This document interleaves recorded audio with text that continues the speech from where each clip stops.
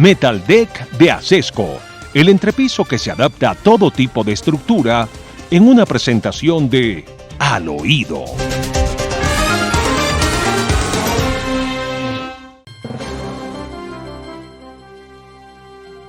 Bueno, mi querido Demar, Álvaro Leiva pues no es modelo de conducta, no es modelo para mostrarle a las nuevas generaciones cómo se debe comportar un ciudadano ejemplar. Escribe un par de libritos que se hace publicar en Oveja Negra, libro que no ha circulado, que no ha servido para nada, que nadie conoce, nadie sabe qué es lo que dicen esos libros, si es que dicen alguna cosa. Y con eso completa su tiempo de servicio y con eso tiene una pensión de jubilación sencillamente gigantesca. Bueno, hoy está Álvaro Leiva sometido a una condición muy especial, pero es que ya estuvo preso. Álvaro Leiva Durán estuvo preso en España y aquí lo estaban buscando los jueces. ¿No era así? Era así, doctor Fernando. Este es un proceso que se remonta al año de 1998, justo durante el gobierno del expresidente Ernesto Samper. En aquel momento, Álvaro Leiva había sido acusado de haber recibido un cheque por 49 millones de pesos de la época, 1998, de un supuesto lavador de dólares que tenía nexos con Pacho Herrera. En el proceso, Álvaro Leiva fue requerido por la fiscalía de aquel entonces de Alfonso Gómez Méndez, quien llevaba, que era el jefe de la fiscalía en aquel momento, y donde se llevaba la causa pues en contra de Álvaro Leiva, investigado, doctor Fernando, en medio de todo ese proceso judicial que se llevaba en Colombia, alrededor del proceso 8000, donde se examinaron un sinnúmero de cheques girados por la mafia y entregados a muchos políticos. Por supuesto, se habla de 300.000 cheques de narcotraficantes que fueron judicializados en aquel momento. Pues entre esos cheques aparecía ese, en el caso de Álvaro Leiva, que luego tuvo un final no de absolución por cuenta de su inocencia, sino por dudas en el proceso. Álvaro Leiva salió a Costa Rica en calidad de refugiado, de refugiado político, pues decía que había una persecución política en su contra y terminó en Costa Rica. De Costa Rica se desplazó hacia España, donde fue detenido en Madrid y donde fue puesto preso, mientras Colombia lo solicitaba en extradición. Ese es el proceso del que poco se habla y sabe usted, muy pocas reseñas hay del proceso en contra del hoy canciller Álvaro Leiva en aquel momento. Luego vienen dos personajes que hablaron de la situación de Álvaro Leiva, que se resolvió muy entrado el año 2004, donde se cuestionó duramente la posición que tuvo y la forma en cómo trabajó el proceso Alfonso Gómez Méndez, en aquel momento fiscal para la época de los hechos.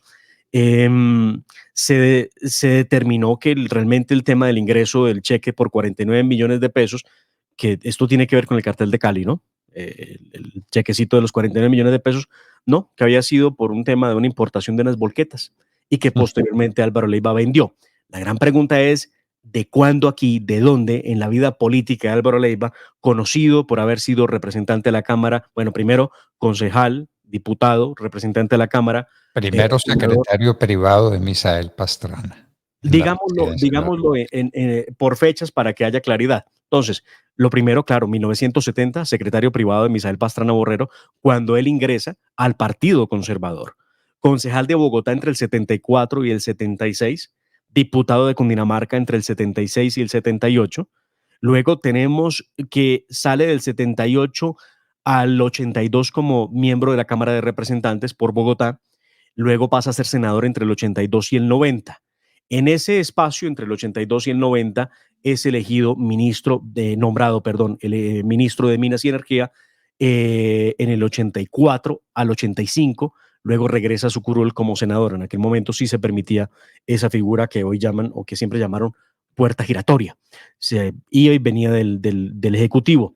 Participó en los diálogos de paz con las FARC en la época de Belisario Betancourt, y por allá en el 84, uno de los logros que él destacaba o que destaca en su hoja de vida es que había logrado que las FARC decretaron un cese al fuego en el 84, lo que no ocurrió con el M-19, proceso en el que él también participaba como mediador y parte de la mesa de conversaciones que había Bueno, entre los guerrilleros y el gobierno en aquel momento de Belisario Betancur.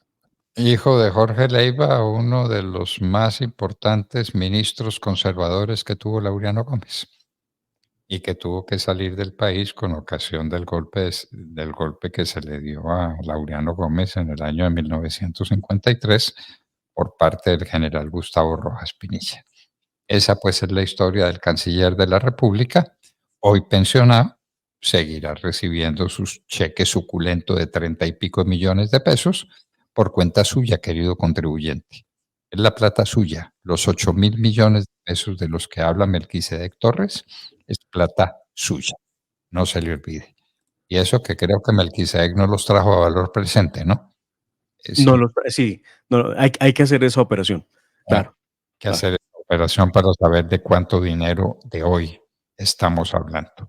Y Álvaro tenemos también la Leiva, tarea, doctor Fernando, de ir a buscar en la Biblioteca del Congreso de la República los dos libros escritos por Álvaro Leiva, pues para conocerlos. hay que buscarlos, dese una pasadita por la librería del Sí, señor. Congreso y lo busca. A ver Haré si está. esa tarea en la medida de lo posible, cuanto antes lo haré, claro que sí. Tengo Muy bien. mucha curiosidad de conocer qué fue lo que escribió en sus libros, uno de ellos que se llama Paz, Paz, ¿no? Y el otro que tiene también que ver con temas de paz. Si De serían las paz. memorias de los procesos que llevaban con las FARC y con el M-19 por allá en el año de 1984. Vamos a ver. Bueno, que Verónica Alcocer quiere ser presidente de la República. Sí, La actual primera dama que viaja en condición de embajadora, recibiendo unos emolumentos enormes y con masajista y con maquilladora y con un séquito. ¿Esto qué es, por Dios? La Procuraduría con toda razón dice, esto no puede ser así, esto no puede ser así. ¿Dónde se había visto una primera dama de embajadora? Bueno, pero es que además quiere ser presidente de la República. Dicen claro. por ahí las malas lenguas, ¿no? Esto sí es De un hecho, puro doctor decir. Fernando, se le preguntó al actual presidente Gustavo Petro hace unos meses sobre la posible aspiración de su mujer como aspirante a la presidencia de la República de Colombia, y él lo que dijo es, ella tiene todo el derecho de aspirar a lo que quiera. Si ella quiere ser candidata, pues será candidata. Lo que hace o lo que le da fuerza a la versión de que Verónica Alcocer puede ser candidata presidencial. De hecho, si los internautas y nuestra audiencia, que son tan acuciosos, revisan un poco la evolución de la imagen de Verónica Alcocer. De hecho, ya tiene marca propia, Verónica Alcocer, la B y la A, la aparecía como símbolo en cada uno de los videos que hacía la primera dama. No he vuelto a ver videos de Verónica Alcocer, así que no puedo afirmar que ahora mismo lo haga, pero por supuesto que lo hizo durante mucho tiempo, y ese diseño, por supuesto, ha de haber tenido unos costos, porque crear la marca no es cosa sencilla, lo tiene la primera dama Verónica Alcocer. Lo cierto es que la Procuraduría, doctor Fernando, respaldó la petición que busca declarar la nulidad del decreto que comisionó a la primera dama Verónica Alcocer como embajadora en misión especial entre el 13 y el 14 de enero del 2023 a Roma, Italia. Recuerde usted, donde asistió a una audiencia otorgada por su santidad el Papa Francisco. En el concepto entregado al Tribunal Administrativo de Cundinamarca, la Procuraduría consideró que se debe dar nulidad al decreto presidencial al tener en cuenta que fue expedido con infracción a las normas en que debería fundarse y, en consecuencia, reunir los presupuestos de los artículos 137 y 275 del Código de Procedimiento Administrativo y de lo Contencioso Administrativo. Lo que ha dicho la Procuraduría es que no puede haber esta suerte de entregarle viáticos a la esposa del presidente de la República para que lo represente como servidor público ante ninguna instancia, pues existe la Cancillería y existe un canciller, como también unos diplomáticos y unos funcionarios que sí tienen el carácter de públicos, por los que ellos deben ser los que ejerzan la función y no la primera dama, que, se ha dicho de paso, doctor Fernando, no tiene ninguna función pública ni ningún nombramiento para poder ejercer funciones legales emanadas de la presidencia de la República. Distinta de embajadora. De embajadora cuando viaja a Roma a entrevistarse con el Papa. Qué falta de delicadeza, qué falta de cuidado en el manejo de los asuntos públicos. Esto no es una cosa de mucho monto, pero de mucha significación moral. Todos esos pagos al masajista y a la maquilladora, eso es de mal gusto, eso es repugnante, repulsivo, que den ese ejemplo. Muchos de esos funcionarios, doctor Fernando, que son funcionarios públicos, de hecho, quienes acompañan a la primera dama, a la doctora Verónica Alcocer, tienen salarios superiores a los de un ministro de despacho. Estamos hablando de salarios de más de 30 millones de pesos para su función y, por supuesto, para instruir, acompañar y asistir a la primera dama, Verónica Alcocer. Recuerde usted que lo que se ha descubierto es que son más de 1.000 millones de pesos en el primer año de gobierno del presidente Petro, asistiendo a Verónica Alcocer. Qué horror. Entonces, 8.000 millones de pesos para Álvaro Leiva y a la primera dama 1.000 millones de pesos en un año. Oh, ay, Dios mío. Bueno, Demar, le quiero contar una cosa al oído. Que Jaime Duzán, el actual director de Colpensiones, hoy pues irreductible amigo de Gustavo Petro, presidente de la República y defensor de la obra de Petro, no siempre fue muy amigo ni muy defensor de Petro, ¿no? Le quiero contar. ¿Usted no ha mirado algo sobre el particular? Pues ayer, doctor Fernando, en medio de lo que Twitter no perdona, y por supuesto las redes sociales tienen esa condición, apareció el trino que muchos estaban extrañando de Jaime Duzán, quien, recuerde usted, pareciera no ser muy cercano en el proceso político de Gustavo Petro. Recordemos que, a ver, estos hombres no se cobran hechuras. Recordemos la época de Samuel Moreno, de Gustavo Petro, alcaldía de Bogotá. Lo cierto es que Jaime Duzán, aquí lo voy a presentar en pantalla, borró este trino en las últimas horas. Eso es un trino del año 2011, de octubre 24. Escribió Jaime Duzán: el ladrón juzga por su condición. Petro tiene mucho que explicar sobre el origen de sus recursos y la financiación de su campaña. Se refiere, por supuesto, a la alcaldía de Bogotá cuando Petro fue elegido alcalde de la ciudad. Hágame el favor, hágame el favor. Ese soy el director de Colpensiones e íntimo amigo de Gustavo Petro. Sería que ya le explicó el origen de esos recursos. Qué cosa, por Dios. No creo que le haya explicado. Más fácil borrar. Pues lo estoy diciendo con toda la ironía que cabe en mi expresión. En todo caso, ya lo tenemos. De hecho, hablando de Duzán, que no deja de ser hombre noticia, el presidente de Colpensiones, en las últimas horas un juez de la República le ordenó el reintegro laboral de Ivette Carmen Aristizábal, que era la persona que se venía desempeñando como directora de Relaciones y Comunicaciones de Colpensiones y quien fue despedida por Jaime Duzán como presidente del Fondo de Pensiones. ¿Y por qué la despidieron? Pues de acuerdo a lo que se dice en el proceso, doctor Fernando, fue porque ella denunció acoso dentro de la entidad.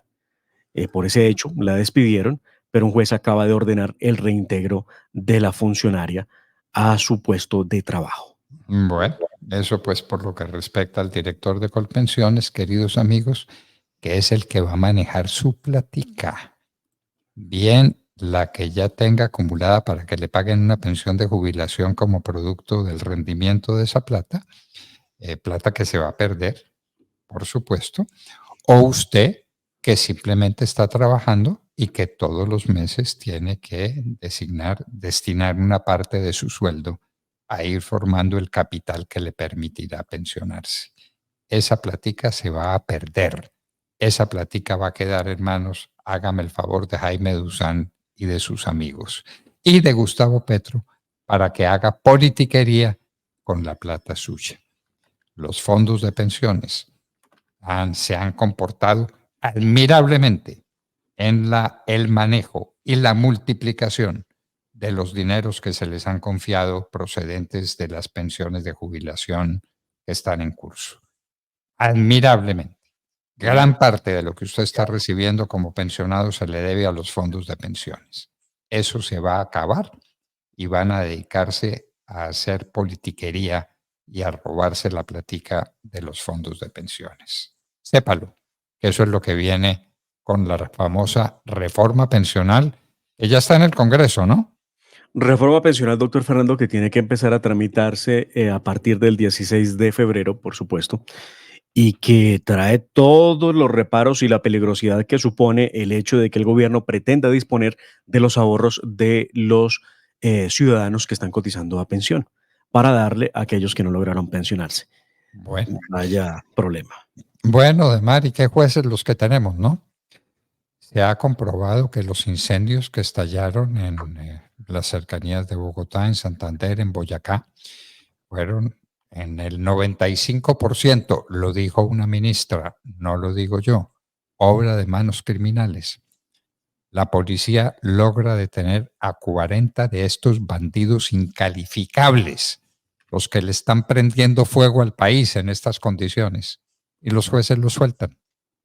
Y hay No hay derecho, sí. de los 40 detenidos por la policía, hay 3 que quedan detenidos y los demás andan prendiendo fuego. ¿Y a qué se dedican entonces? Pero esto tiene que tener, por supuesto, un responsable, ¿no? Tiene que haber alguien que esté detrás de esto, porque esto es absolutamente calculado.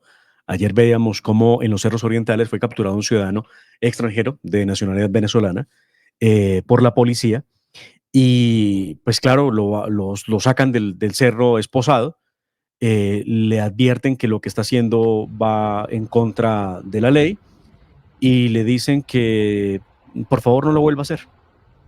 Y ya. Ya, acabó. Y el sujeto dice, no, yo simplemente quería prender una fogatica aquí al lado del cerro. Calentarme, porque Ah, está haciendo no, mucho frío en Bogotá. no, no, no. Esto es Qué increíble. horror, qué horror. Bueno, Demar, está volviendo a arder el país, el Cerro del Cable con fuego. Sopó. Estas son las imágenes, las que estamos aquí teniendo en pantalla. Esto es lo que ocurría ayer en la tarde en Sopó. Realmente muy preocupante, muy cerca de las casas. Y ustedes ven realmente a muy pocos metros el incendio y es la reactivación o mejor, la reanudación o el mantenimiento, la continuidad de lo que ha sido estos incendios, doctor Fernando, porque el incendio eh, en la superficie, por supuesto, el tema de copa de árboles y de pastos y demás, se produce, pero internamente la combustión sigue en el subsuelo. Es un tema complejo de abordar. Ayer vi en movimiento, por lo menos aquí sobre los cerros orientales en Bogotá, había 3 helicópteros en constante movimiento, yendo y viniendo con el sistema. Porque no compraron los avioncitos de los que hablamos en la hora de la verdad. Hoy debe entrar a funcionar el C-130 Hércules de la Fuerza Aérea Colombiana. Estuvo descansando un año. Sí, porque los aviones y los helicópteros se cansan, dijo el presidente Gustavo. Y en esta emergencia no estaba funcionando el único avión especializado en eso. Y los helicópteros, pues es muy poquita el agua que pueden llevar, es que no están hechos para eso, no están Estamos hablando diseñados. Hay como aviones diseñados para servir como bomberos. Los mencionamos acá. Trajimos en voz al representante del gobierno chileno que compró la escuadrilla de aviones que hay en Chile para apagar los incendios, donde tienen un bosque gigantesco que se le debe a Pinochet, ¿no? Muy bien. El bosque chileno. Pues aquí dijimos, ¿por qué no compran esos aviones? Compren los aviones. Nadie ha comprado los aviones. Y teníamos un Hércules C-130, me parece que es, sí, ¿no? señor, sí, señor. Que estaba adaptado para que sirviera para lo que no fue diseñado el avión, pero servía y estaba en tierra porque está cansado. En toda la emergencia, el avión Hércules estaba en tierra. ¡Qué horror! Bueno, ojalá lo utilicen ahora para apagar el incendio de Sopó y el de Entre Nubes y el nuevo incendio en el cable. En eso estamos. Estamos presenciando cómo utilizamos helicópteros que son los héroes, ¿verdad? Los pilotos y los miembros de la de aviación, ejército y policía y Fuerza Aérea cuando utilizan los Bambi Bucket, que es el sistema que se utiliza, y que es inferior en capacidad de unas 7 veces a lo que puede transportar el avión Hércules, que debería estar en funcionamiento. Se supone, doctor Fernando, si las cuentas son claras y si lo que dijo la ministra Susana Muhammad es real, hoy debemos ver el C-130 apagando los incendios. Vamos a ver, hoy estaremos muy atentos de eso. ¿Y por qué estaba en tierra? Porque el gobierno de Gustavo Petro no giró los recursos, lo dijo el comandante de la Fuerza Aérea, no giró los recursos para poderle hacer mantenimiento al C-130. Fuerza Aérea que pidió repetidamente que le dieran los recursos para hacerle mantenimiento al avión y no le dieron el dinero. Y el ministro de Defensa ahí está, y ahí está, y ahí sigue. Bueno, y seguimos con el drama de la Fiscalía, ¿no? Porque la Corte Suprema de Justicia no elige fiscal porque no se pone de acuerdo. A los magistrados de la Corte no les gusta ninguno de los 3 nombres especiales. Habrá que esperar una y otra vez, pero la están presionando. Las bodegas de bandidos internetizados que tiene el gobierno de Petro están presionando a la Corte Suprema de Justicia para que elija fiscal. Y la Corte no elige fiscal. Y entonces quedaría encargada la señora Mancera una vez que salga el fiscal que se va para los Estados Unidos, ¿no? Barbosa se va para los Estados Unidos. El fiscal Francisco Barbosa ha anunciado, doctor Fernando, bueno, este es otro candidato presidencial, ¿no? Habrá que recordarlo. Él también se ha dicho, aspira en algún momento presentarse entre la baraja de los presidenciables, pero ayer anunció que se va a los Estados Unidos, a la Universidad de la Florida, a dictar clase, se va como catedrático, y también escribirá un libro sobre las memorias de lo que fue su paso por la Fiscalía. En medio de las declaraciones que ha entregado, del cruce de mensajes con el presidente de la República, ha dicho cosas de la mayor gravedad, como por ejemplo que el presidente Petro respalda y acompaña a los narcotraficantes. Y él dijo, sí, lo digo por lo siguiente. Y esta fue la reacción y lo que entregó respecto de las solicitudes que le ha hecho el presidente Gustavo Petro al fiscal hace un año, precisamente respecto de algunos extraditables acusados y procesados por narcotráfico. Escuchamos. Las instituciones.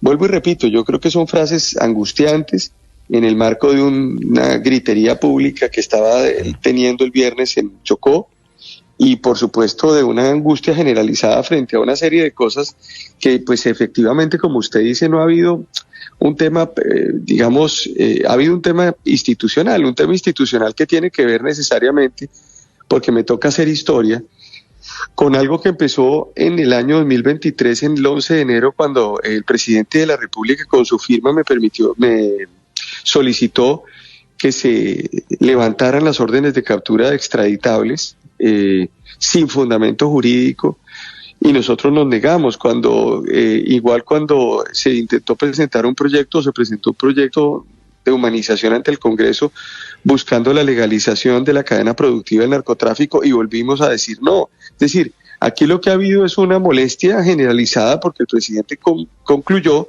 que el hecho de ser presidente de la República significaba que siempre se tuviera que decir sí a todo lo que se planteara, y pues yo estaba sometido y he estado sometido a la Constitución. ¿Cómo le parece, pues? ¿Cómo le parecen las declaraciones de Barbosa? Y no pasa nada.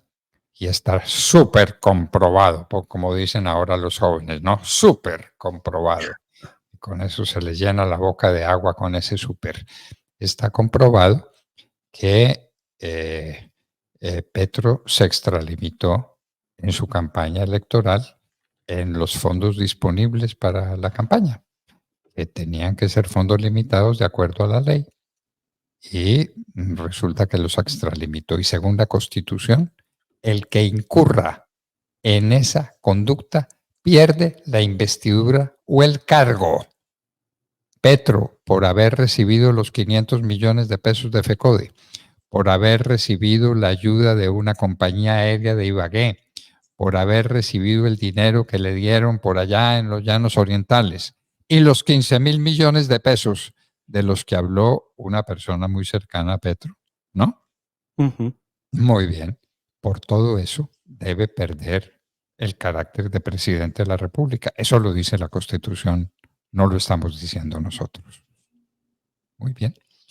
Y terminemos diciendo que los Estados Unidos se le están plantando a Maduro en su decisión de marginar a María Corina Machado del debate electoral. Maduro se quiere hacer elegir a la fuerza. A todo el que le compita lo va a meter a la cárcel o lo va a sacar del país o lo va a inhabilitar, como en el caso de María Corina, y los Estados Unidos le han dicho que no, que si no es con María Corina Machado, no vale lo que está haciendo ni el cumplimiento del acuerdo que ya se firmó con la oposición para democratizar el país y para hacer unas elecciones creíbles. De manera que los Estados Unidos no comen cuento y los Estados Unidos están firmes con Venezuela, contra el gobierno de Venezuela y en favor del pueblo de Venezuela, que se expresa con el respaldo gigantesco que tiene María Corina Machado en ese país. Bueno, eso pues es lo que les contamos por hoy, queridos amigos. Esperamos que nos acompañen mañana como nos acompañaron caudalosamente el día de ayer con nuestro programa. Sigan con nosotros porque nosotros decimos la verdad. Hasta mañana, pues, cuando estaremos de regreso a las 6 en punto, Dios mediante. La familia Ramírez duerme tranquila porque su techo está bien hecho. Bien hecho como las cubiertas Acesco. Por su doble capa protectora, son ultra resistentes a la corrosión y al paso del tiempo. Para que tu techo quede bien hecho, exige calidad Acesco. www.lahoradelaverdad.com.co. Escúchenos desde cualquier parte del mundo a través de nuestra página de internet. Opinión, deportes, cultura y entrevistas. Visítenos y participe. www.lahoradelaverdad.com.co. Pase la voz.